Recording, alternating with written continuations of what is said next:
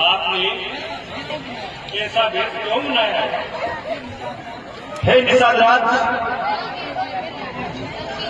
हमें पिताजी की आज्ञा है कि मैं 14 वर्ष तक वन में रहूं। भगवान, आप धन्य हैं। इस अवस्था में भी खुश है, मुस्कुरा रहे हैं। मैं कंदमूल फल लाता हूं और आपकी सेवा करता हूं। नहीं निषाद राज जी, हमारी कोई इच्छा नहीं है। जैसी आपकी आज्ञा।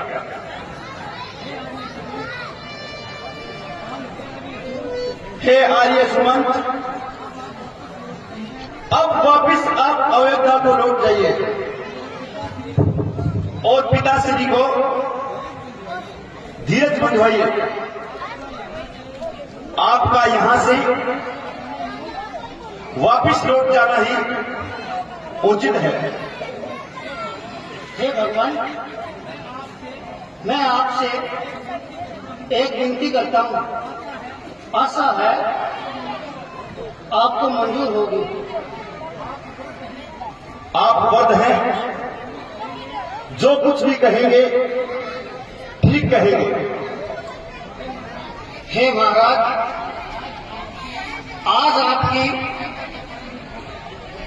आज्ञा का पालन हो गया, इसलिए आप अयोध्या वापस चलिए।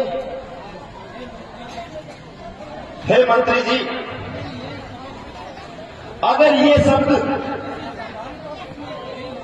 किसी साधारण पुरुष ने कहे होते तो मुझे इतना अफसोस नहीं होता।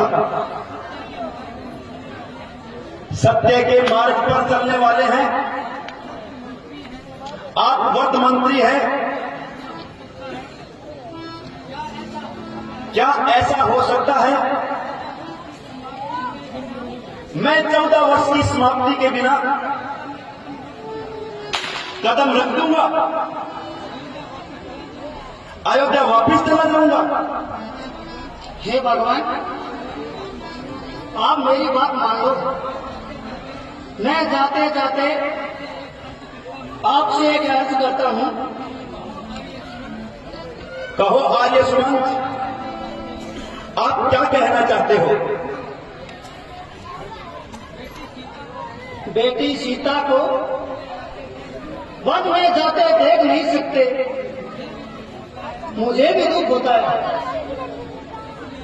इसलिए सीता को मेरे साथ भेज दीजिए। हे मंत्री जी, आप ये क्या कह रहे हैं? मंत्री जी, सोने की चमक सोने से अलग नहीं होती और चरणों की रेखा धोने से अलग नहीं होती। चांदनी चांद के संग रहती है और बिजली घर के संग रहती है, पति पत्नी के संग रहती है, जल सृष्टि के संग रहती है।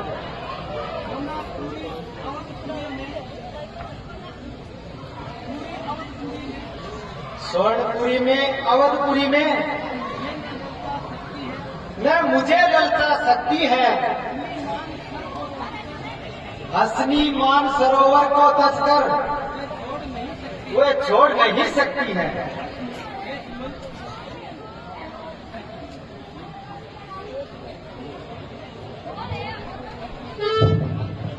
हे सुमन, तुम लौट कर जाओ। हमें वह नहीं जाना है जिस राजा के यहाँ कोई न्याय नहीं है।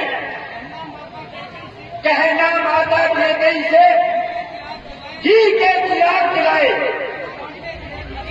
हम कांटे सो निकल गए, निश्चित के राग जलाए। ये भी क्या निर्णय क्षमा करे, हम बेटे महतारी हैं। जो कृपा उन्होंने हम पे की, उसका लक्ष्मण आभारी है। नहीं भैया लक्ष्मण, माता के लिए ऐसे शब्द नहीं कहे जाते हैं।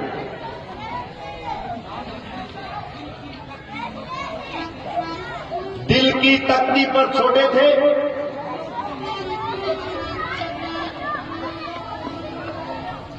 वचनों को मत लिख लेना तुम, कसम तुम्हें राम की है, इतना कह देना तुम। माता के आशीर्वाद हमें कुशल सहित घर वापस आएंगे। जब 14 वर्ष पूरे होंगे